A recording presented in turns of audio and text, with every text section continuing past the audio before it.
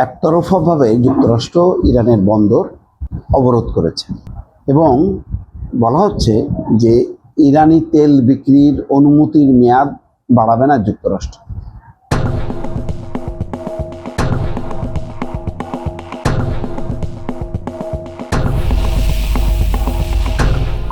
যখন সংকট তৈরি হলো, জ্বালানি সংকট, তখন ইরানের তেল বিক্রির অনুমতি দেওয়া হয়েছিল যে কোনো দেশ কিনতে পারবে।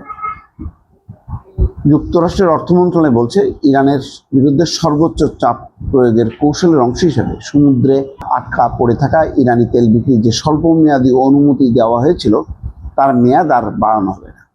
অন্যদিকে দেখেন যুক্তরাষ্ট্র কি বলতেছে, ইরানের বন্দরে মার্কিন অবরোধ সব দেশের জন্য প্রযোজ্য।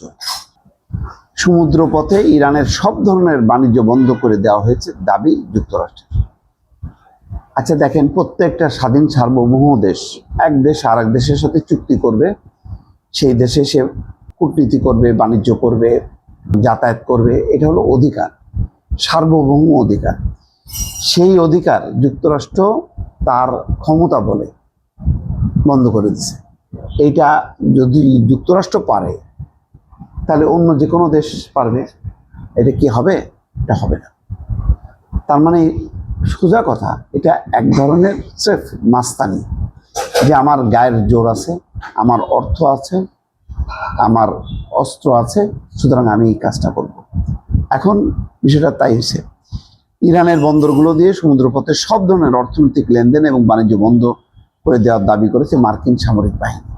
যুক্তরাষ্ট্রের সেন্ট্রাল কমান্ডের প্রধান অ্যাডমিরাল ব্র্যাড কুপার বলেছেন, ইরানের বন্দরগুলোর উপর অবরোধ পুরোপুরি কার্যকর করা হয়েছে। সামাজিক যোগাযোগ মাধ্যমে দেওয়া পোস্টে বলছেন, ইরানের অর্থনীতির প্রায় 90% সমুদ্রপথে আন্তর্জাতিক বাণিজ্যের উপর নির্ভরশীল। সত্য। অবরোধ আরোপের মাত্র 36 ঘন্টার কম সময়ের মধ্যে মার্কিন বাহিনী সমুদ্রপথে ইরানের ভেতরে এবং বাইরে সব ধরনের অর্থনৈতিক বাণিজ্য সম্পূর্ণভাবে বন্ধ করে দিতে সক্ষম হয়েছে। সেন্টকমের আরও দাবি যে মধ্যপ্রাচ্যের সমুদ্র সীমায় বর্তমান মার্কিন বাহিনীর একচ্ছত্র আধিপত্য রয়েছে। এর আগে যুক্তরাষ্ট্র জানিয়েছিল, ইরানের যে কোনো উপকূলীয় এলাকা বা বন্দরগুলোতে যে কোনো দেশের জাহাজ প্রবেশ এবং বের হওয়ার ক্ষেত্রে অবরোধ কঠোরভাবে এবং নিরপেক্ষভাবে কার্যকর হবে। নিরপেক্ষভাবে হয় কিভাবে?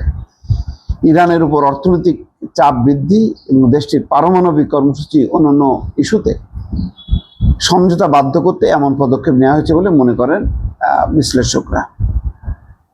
তো এটা এক ধরনের গায়ের জোর এবং মাস্তানি ছাড়া আর কিছুই না। কিভাবে চীন রাশিয়া এটা সহ্য করছে, এটা এখন মানে অবাক লাগে যে দেশ, কোনো সার্বভৌম দেশ বিশ্বে থাকলো কিনা যথেষ্ট সন্দেহ আছে দর্শক। অন্তত এই ঘটনায় যেভাবে একতরফাভাবে মানে ইরানকে বিচ্ছিন্ন, ইরানের উপর সে হামলা করতে পারে, ইরানের সাথে বাণিজ্য বন্ধ করতে পারে, কিন্তু অন্য দেশের বাণিজ্য সে বন্ধ করার অধিকার কি রাখে? এটা একটা প্রশ্ন।